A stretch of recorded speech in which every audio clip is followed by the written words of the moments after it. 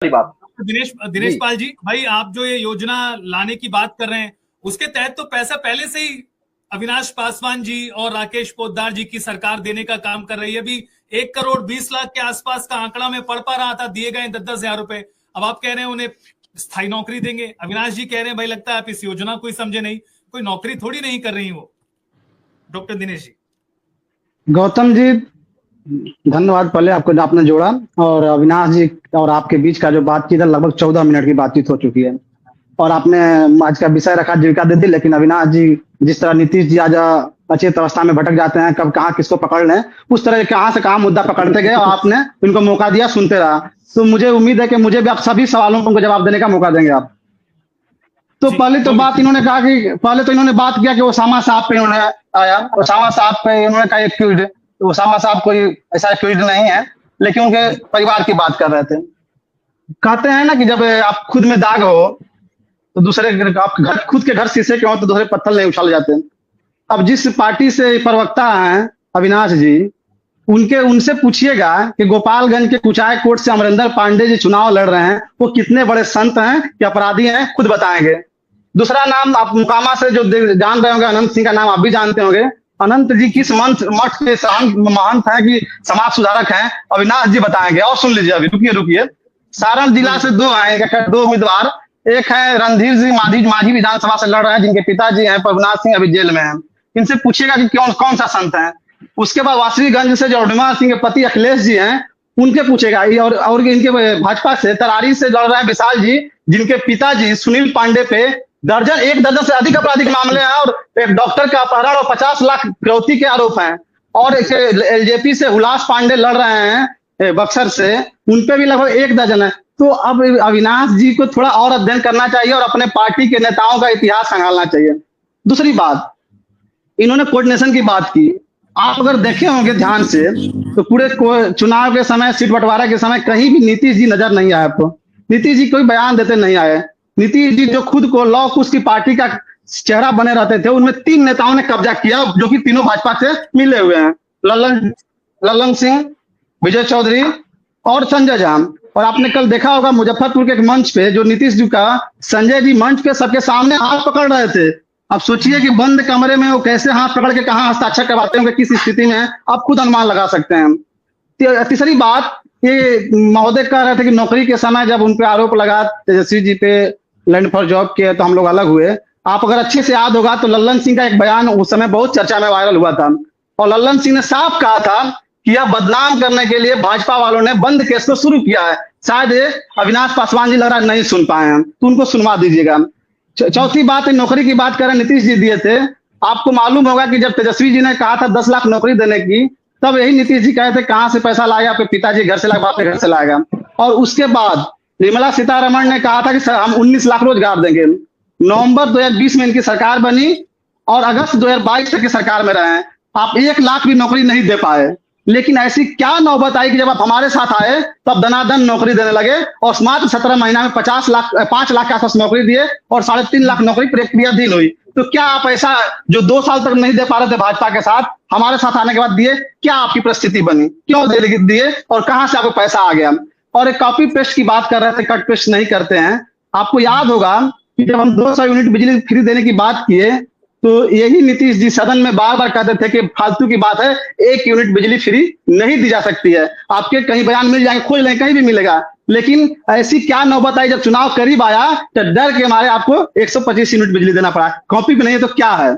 उसके बाद जब हम माई बहन मान योजना 2500 देने की बात किए तो भी लोग बोले कहां से पैसा आएगा। लेकिन जब चुनाव करीब आया तो ये जीविका दीदियों को, सभी महिलाओं को नहीं, ध्यान दीजिएगा, सभी महिलाओं के लिए कहे, लेकिन केवल जीविका दीदियों को इन लोगों ने 10-10 हजार रुपया दिया। आप चुनाव के समय पैसा दे रहे हैं वोट खरीदने के लिए, आपके पास कहां से आया, क्या विजन था? तो ये कॉपी पेस्ट में नहीं। आप दूसरी बात, जीविका दीदी की बात कर रहे हैं और साथ में आपने अगर प्रेस कॉन्फ्रेंस पूरा सुना होगा तो हमारे नेता ने संविदा कर्मियों पर भी बल दिया। और आप जानते हैं कि जो भी संविदा कर्मी नौकरी करते हैं उनकी पीड़ा कितनी कष्टकारी होता है वही जानते हैं। उनको मानसिक, आर्थिक, शारीरिक हर तरह का शोषण झेलना पड़ता है और वो नौकरी में काम करते हुए तनाव में रहते हैं कि हमें कब निकाल दिया जाएगा। नेताजी ने कहा, हमारे माननीय तेजस्वी जी ने, कि हम संविदा कर्मियों को सरकारी करेंगे। और उसके पीछे वो एक प्रमाण भी दिए कि जब बिहार के 4.5 लाख के आसपास जो नियोजित शिक्षक साथी थे, वह बार बार आंदोलन करते थे, कोर्ट में, पटना हाई कोर्ट में केस भी जीते थे।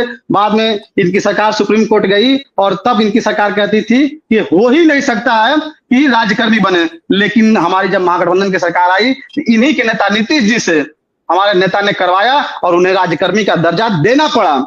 और उसके साथ इनके शिक्षा की जो बिहार में जो शिक्षा की बदहाली है, पर आइए दिनेश जी, आ रहे हैं, आधा मिनट में आ जा रहे हैं। बिहार में जो शिक्षा की बदहाली है, और ये लोग नगर नियोजन के माध्यम से, मुखिया और जिला परिषद अध्यक्ष के माध्यम से शिक्षकों की बहाली कर रहे थे, उन्हें कम वेतन देते थे, वो असंतोष की स्थिति थी, शिक्षा बदहाल होती गई। और आप याद कीजिए, जब हमारे लालू जी की सरकार थी, तब उसमें आयोग से बहाली होती थी टीचर, और फिर जब तेजस्वी जाए तो फिर आयोग से बहाली हुई, नियोजन से नहीं, और उन्हें बिहार राज्यकर्मी का दर्जा मिला। अब जीविका दीदी पे आते हैं। आपने अगर बयान सुना होगा तो उसमें जीविका दीदी के लिए उसमें सीएम शब्द का प्रयोग किया गया, यानी जो सीएम, जो कम्युनिटी मोबिलाइजर हैं, उनको 30,000 रुपया प्रति माह देने की बात की गई। सबको जो आप 1 करोड़ आंकड़ा बता रहे हैं, उन्हें लगभग 2 लाख के आसपास, 2 लाख के आसपास जो मोबिलाइजर हैं, उन्हें सरकारी नौकरी दिया जाएगा। और जो तो इनके सुने, शायद लग रहा पूरा बयान नहीं सुने थे, तो उन्हें नौकरी देने की बात की गई है। क्योंकि जीविका दीदी, आप याद कीजिए कि जहां जहां जिस जिला में राजद का कार्यकर्ता दर्शन से संवाद कार्यक्रम चल रहा था, वहां पैरेलल माई बहन मान सम्मान में कार्यक्रम भी चल रहा था। वहां कार्यक्रमों में जीविका दीदियां हर जिला में बड़ी संख्या में आती थी, और वो अपना एक मेमोरेंडम देती थी, कुछ मांग रखती थी। उसमें वो मांग था कि उनकी दिक्कत हो रही है, और आप तो उसके तहत 5 लाख बीमा की बात हुई है, 5 लाख बीमा, और जो अतिरिक्त काम करेंगे उसके लिए 2 भत्ता। आपको मालूम होगा कि जब 2007 में लोग चलाए थे जीविका दीदी का, जिस उद्देश्य से जीविका हमारे गांव की महिलाएं आत्मनिर्भर बनेगी, सुखी बनेगी, रोजगार करेगी। आज स्थिति ये है, सितंबर 2025 में एक इंडिया टुडे का सर्वे आया है, लेख छपा है, उसमें साफ कहा गया है कि बिहार की जीविका दीदी स्वयं सहायता समूह है, वो माइक्रो फाइनेंस कंपनियां जो बिहार में 66 है, उनके चंगुल में ऐसा फंसा है कि सब कर्ज के लोड बोझ से दबे हुए हैं। कई आहत होकर आत्महत्या कर लिए, कई हर गांव में 2-4 परिवार पलायन कर गया है। तो यह जीविका दीदी का तो उद्धार नहीं हुआ, लेकिन माइक्रो फाइनेंस कंपनियां खूब कमा के मलाई काट के राजा बनी, और इनके कहीं ना कहीं कमीशन पहुंचाती रही। तो ये उनके लिए तो हमारे नेता ने कहा कि उनका हम कर्ज से जो दबी हैं, उनका ऋण भी माफ करेंगे, और 2 साल तक हम ऋण मुक्त कर्ज देंगे। तो हम लोग चाहते हैं कि समाज का हर वर्ग सशक्तिकरण, सशक्त हो, और सरकार का हिस्सेदार हो, और उसका भी विकास हो, क्यों मुट्ठी भर लोग का विकास न हो। ठीक है, ओके। दिनेश पाल जी, मैंने पूरा समय दिया है, मुझे ऐसी उम्मीद है 100%। और जीविका को कितना भी लुभा लें आप, जीविका दीदी नीतीश कुमार जी के साथ है। महिलाओं के लिए जो नीतीश कुमार जी ने काम कर दिया है, वो आप सोच भी नहीं सकते, बिल्कुल सोच भी नहीं सकते। ठीक है दिनेश पाल जी, आप कह रहे हैं भाई शोषण हो रहा है, और आप लुभाने के लिए इस योजना को लेकर आ रहे हैं। अविनाश जी का सवाल है, और उसके बाद अविनाश जी को थोड़ी तैयारी के साथ आनी चाहिए। नहीं सुन ले गौतम जी, सुन ले, नहीं सुनिए, जवाब तो देना पड़ेगा, जवाब तो देना पड़ेगा। बुद्ध की धरती याद कर रहे हैं, इन्हें याद होना चाहिए कि बुद्ध के बोध गया में किसका कब्जा है, और उनकी सरकार मुख्य बनी हुई है। दूसरी बात, ये माननीय तेजस्वी यादव के प्रेस कॉन्फ्रेंस के बाद सवाल कर रहे हैं, इनके नेता नीतीश कुमार जी तो प्रेस कॉन्फ्रेंस करने लायक भी नहीं बचे हैं। आप बता दीजिए इस 2025 में भी प्रेस कॉन्फ्रेंस किया है तो करके दिखा दें। और एक जीविका दीदी उनको बहुत चाहती है, जो उनके समर्थक हैं, मैं गारंटी दे कहता हूं कि इनके भूजा पार्टी वाले और उनके जो इर्द गिर्द है, वो जीविका दीदी के बीच उनको अकेले नहीं जाने देंगे कि पता नहीं कौन सा हरकत कर ले। तो ये बात बोल रहे हैं। दूसरी तरफ ये भ्रष्टाचार अपराध की बात कर रहे थे, इनको नहीं दिख रहा कि इनकी स्थिति क्या है, कि 71,000 करोड़ गबन हो गया और पता नहीं चला। एक इनका जो डबल इंजन की सरकार है, एक अपराध में, एक भ्रष्टाचार में पूरी तरह से डूबी हुई है, और एक कह रहे हैं कि भ्रष्टाचार बढ़ेगा। दूसरी तरफ जीवेश मिश्रा का आप देखते किए होंगे क्या स्थिति रही है।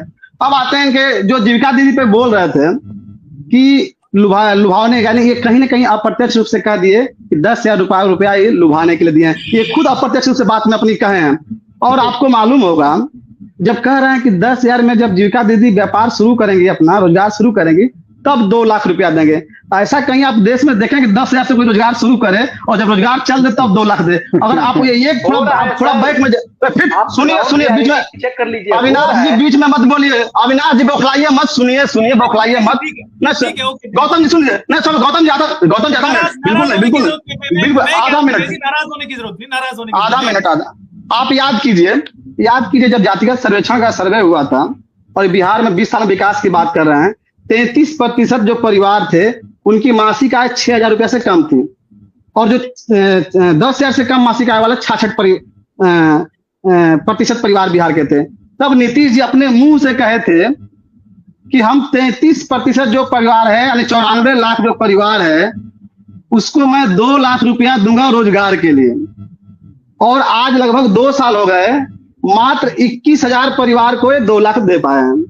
जरा सोचिए, अगर 94 लाख परिवार को ये दे दिए होते 2-2 लाख रुपया, तो क्या ये 94 लाख परिवार से बाहर की दीदी हैं, उसी परिवार की हैं, आज ये नौबत नहीं आती। तो इनके पास तो खजाना था नहीं, कंगाली में थे। आज 3,32,000 रुपया कर्ज में डूबा हुआ बिहार है, 63 करोड़ रुपया रोज प्रतिदिन ब्याज दे रहा है। सुन लीजिए, उसके बाद उस समय दे नहीं पाए। अब जब चुनाव नजदीक आया है तो 10,000 रुपया दे के चाह रहे हैं वोट दे दे, 2 लाख का फालतू जुमला फेंक रहे हैं मोदी जी की तरह। जैसे कि 2015 में नीतीश कुमार की पार्टी को जब मोदी जी ने कहा था जदयू का मतलब जनता का दमन है उत्पीड़न, तो उसके बाद नीतीश कुमार जी ने 2015 में कहा था बीजेपी का मतलब बड़का झूठा पार्टी, तो वह उसका असर जदयू पर भी पड़ा।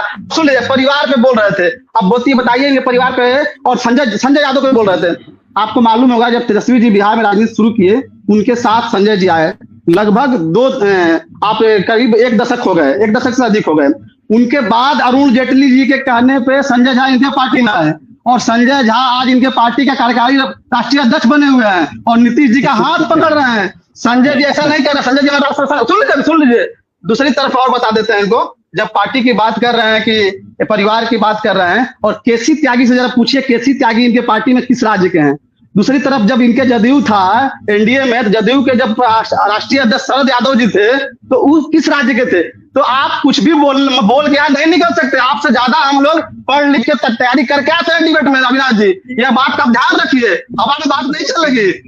ठीक है दिनेश जी, ठीक है। अब हमको बोलने दीजिएगा, अब हमको नहीं, अब हमको बोलने